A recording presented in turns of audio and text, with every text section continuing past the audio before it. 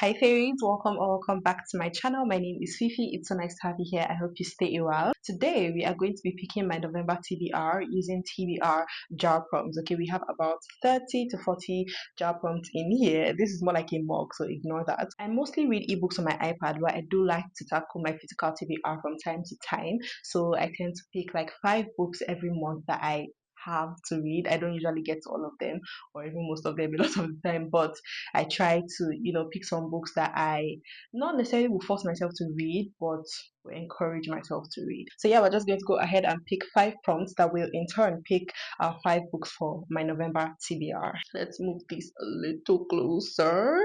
Okay, first prompt. I always get so scared. I think I want to do a pink one, kind of matching. A book set in a different time period.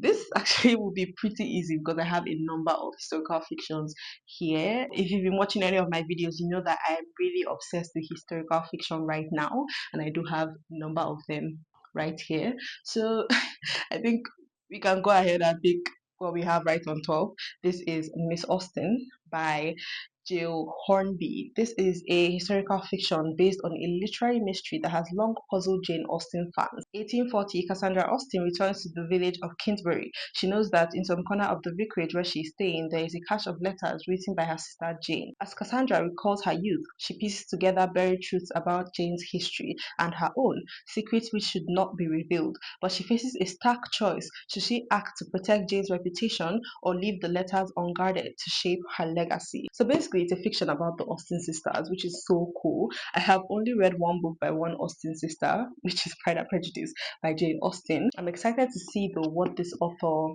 has to say concerning their lives, I guess. But I just think this book is so beautiful. Like, hello, this cover, gorgeous. Our second prompt. Let's pick a green one. Ooh, a book with family drama. This is going to be quite easy as well. We can definitely go this route, but I didn't have this book. I do want to pick it up again soon, but I don't know, maybe. But we can also go with, we can go with this one. I believe that's also like a family drama type book. We can go with this one. These are the 3 books that I think we can go with. Personally, I think maybe we're going to choose this. I actually think I picked this in my September TBR and I did not get to it. Circle of Three by Patricia Gaffney. It says after the sudden death of her husband, Carrie must come to terms with not only her grief but with the guilt that their love had already died. Struggling to go on to support her loving and vivacious daughter Ruth, she slowly shakes off the sorrow that surrounds her and begins a new life. Complicating matters is Carrie's mother, Dana, who believes she has always acted in her daughter's best interest. Having driven Carrie away from her first love, the soulful, unconventional Jess, Dana has no idea how to behave now that he has re-entered her daughter's life. Skillfully weaving together the voices of Ruth, Dana, and Carrie, Patricia Gaffney explores their relationship in a spirited and wholly unsentimental way. Skillfully weaving together the voices of Ruth, Dana, and Carrie, Patricia Gaffney explores their relationship in a spirited and wholly unsentimental way. So yeah, it's a woman's literary fiction. I've heard great things about this book and this author, so I'm very excited to get to it. And yeah, that's our second book. Our next prompt. Give me a good one. Book with a bird on the cover. Okay. Ooh, there's a bird here. Oh, so we have this one. There's a bird right here, but there are also multiple birds on this cover. And I actually really, really want to read this book, so that's our choice. Alexis Marshall never meant to cause the accident that left John Robinson paralyzed, but though guilt plagues her, her husband hopes to put the past behind them. After all, he's in the middle of selling a tech business, and if Alexis admits to texting while driving, the deal could collapse and cost them millions. Ooh, this is kind of dark. Meanwhile, Alexis's life is not as shiny and perfect as it may seem from the outside. She has secrets of her own. As she becomes consumed with thoughts of the young man she hates, can she reconcile her mistakes with her husband's expectations? Trish Robinson is just trying to hold it together after the accident that left John dependent and depressed. As the bills pile up, Trish and her husband Dwayne find themselves at odds. Trish wants to forgive and move on, but Dwayne is filled with rage toward the entitled woman who who altered their lives forever. Trish can't see how anything good can come from so much hate and strife, so she determines to pray until God intervenes. Oh, is it going to be a Christian a Christian book? Then one afternoon, Marquita Lewis rings their doorbell with a baby in her arms and changes everything. Vanessa Miller's latest inspirational novel reminds readers that differences may separate us, but if we cling to each other, God can bring something good out of our very worst moments. Okay, so I did not realize that this is a Christian fiction of sorts. I don't know how to feel about that, but I do like the premise. It seems very intriguing and very interesting, and I have heard great things about the book and this author. So this is our third book. Fourth prompt. Uh, oh, a book with an animal on the cover. They keep trying to get me to pick this book. Why? There's a rat here, and obviously there's a bird. There's like a dog as well. They're obviously humans, which are animals too. Like, I don't want to read this book. I don't know. Oh, I wish there was it. Oh, there's an animal. There's an animal right here. Ooh, a bird. I think I might pick this one. Ooh, there are bees on this one. Bees are animals, right? I'm literally trying everything and anything to not have to pick. Ooh, there's a butterfly on this one. I don't know if I'm in the mood for this though. I feel like it's be very emotionally tasking. So maybe not.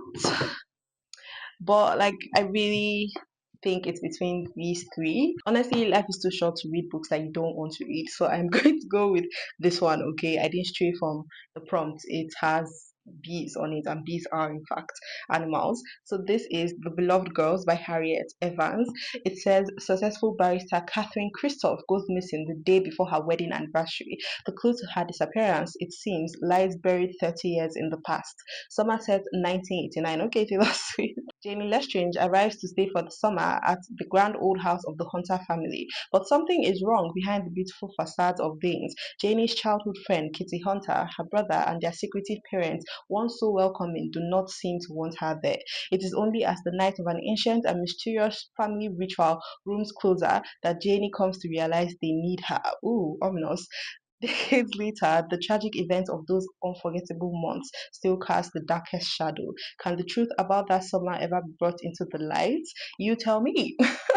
I am so excited actually to read this book. It's apparently like a dark, gothic, historical, fantastical fiction of sorts. Like, I'm so intrigued. It is quite thick, so I'm scared, but it does seem like it to be a really good read. Like, the font is not that small. Yeah, I actually can't wait to read this. Like, look how beautiful. Okay, yeah, sold. Final prompt for our final book. Ooh, should I pick that one? Ooh, that's a weird one. That's a weird one. I feel like I know exactly. Yep. We are going to go with Love and Other Thought Experiments by Sophie Ward. This is like a weird lit fic. It basically is about Rachel and Eliza who are planning their future together. One night in bed, Rachel wakes up terrified and tells Eliza that an ant has crawled into her eye and is stuck there. Rachel is certain. Eliza, a scientist, is skeptical. Suddenly, their entire relationship is called into question. What follows is a uniquely imaginative sequence of interlinked stories ranging across time, place, and perspective to form a sparkling philosophical tale of love, lost and found across the universe. Like, hello, what do you mean an ant crawled into your eye and is stuck there? Like, that's so weird. I love it. So yeah, I've heard great things about this book, great things about the author. Can't wait to read it. Yeah, so these are the five books on my November TBR. We have a little bit of a bluish theme going on. It's quite cute, quite aesthetic, but I'm really excited to get to every single one of these books actually. I think this might be the month I actually read every book in my TBR. Let's see. Let me know if you've read any of these books, what your thoughts about them are. If you would like to read any of them, just talk to me down below. I love reading and replying comments. It's one of my favorite pastimes. Don't forget to like, comment, subscribe, and also follow me on Instagram if you want to be book besties or just besties in general. Actually, Instagram, Instagram blocks me. They blocked my page. So yeah, I don't know if I want to create a new one. I'm kind of pissed off. I'm trying to get my old one back. I guess we'll see. But yeah, thank you guys so much for watching. I will see you in my next video. Bye.